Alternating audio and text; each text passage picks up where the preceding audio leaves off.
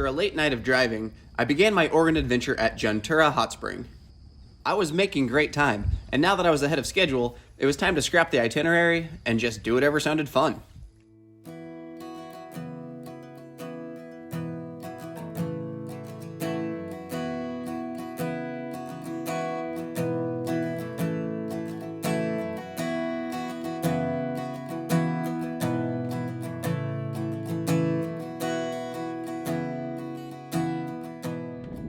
Decided I was gonna hike Garfield Peak.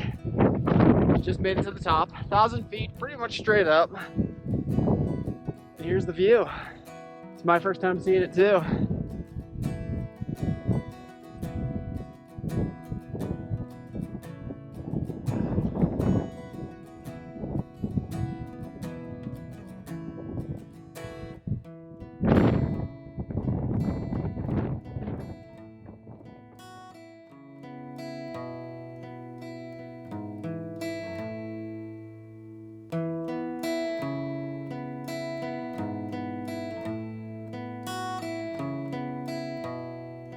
Stunning, absolutely stunning.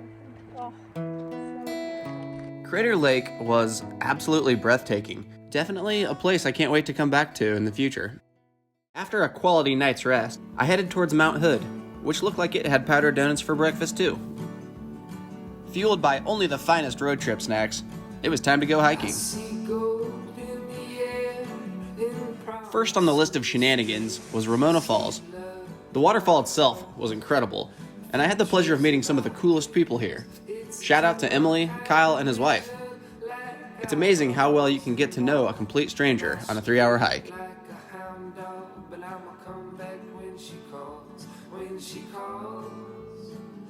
I thought I'd picked a random hike to simply break up the drive, but quickly came to realize there was nothing random about it. A sincere thank you to this crew for one of the most memorable parts of the entire trip. Following the Columbia River Gorge, I crossed into Washington by foot, before making a pit stop at the legendary Multnomah Falls. If it looks like a scene directly out of a Twilight movie, that's probably because it is a scene directly out of a Twilight movie. Next, I carved up at the famous Voodoo Donuts in Portland, before continuing onwards. And there it was. At last, I caught my first glimpse of the Pacific Ocean. The next morning, I stopped by the seaside airport to find that it was securely locked. It was raining anyway, so I swung by Cannon Beach for an inspiring view of Haystack Rock. I was determined to fly, and after a lengthy phone call with the seaside police, I managed to sweet-talk the access codes out of a friendly officer. I still had a leftover voodoo donut, just in case he didn't budge. Turns out, in order to fly a paraglider, you just have to know how to pull some strings. Fly time, baby! Seaside Beach, let's get it!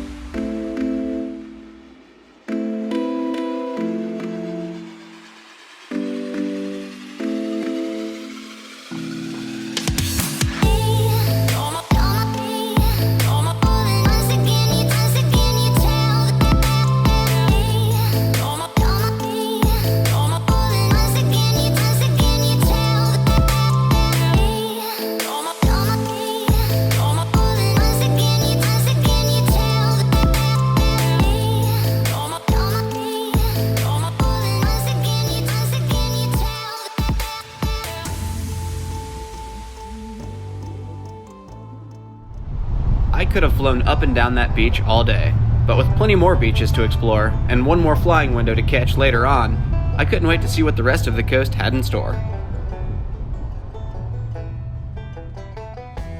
It was cold and rainy that afternoon, everything I hoped the Pacific Northwest would be, but the rain stopped just as I arrived at Sand Lake.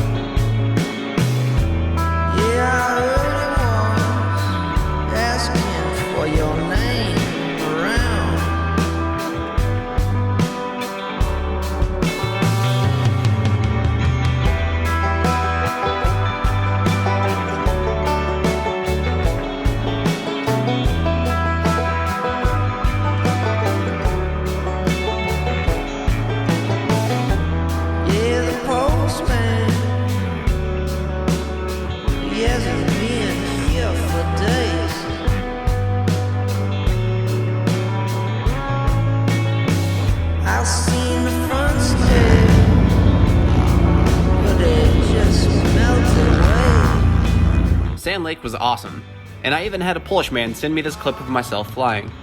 He was fascinated by my paramotor, and it was really neat using his translator app to communicate back and forth.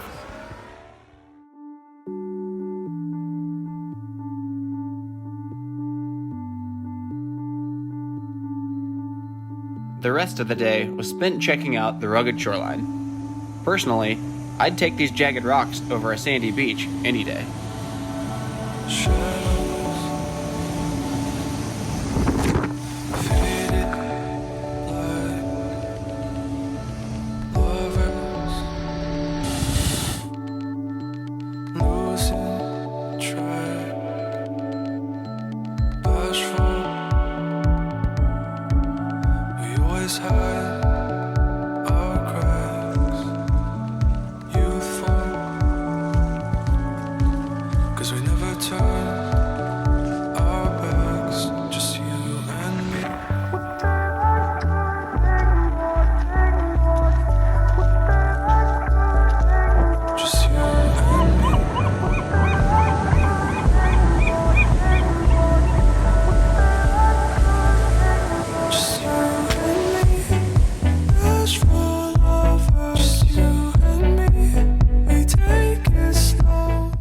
The sun was shining bright for my final day in Oregon.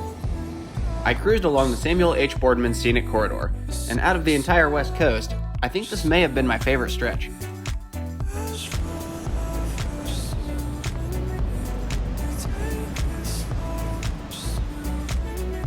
With amazing beaches to explore around every corner, I had plenty of opportunities to get out and stretch my legs. Somehow, I had a seemingly abundant amount of energy, which led me to going on a few adrenaline-pumping hikes that I'm fairly certain you won't find on any trail maps. I scrambled out to this natural bridge in the ocean.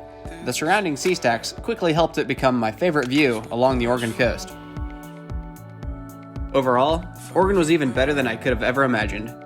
Filled with inspiration, I was ready to dive in headfirst to California.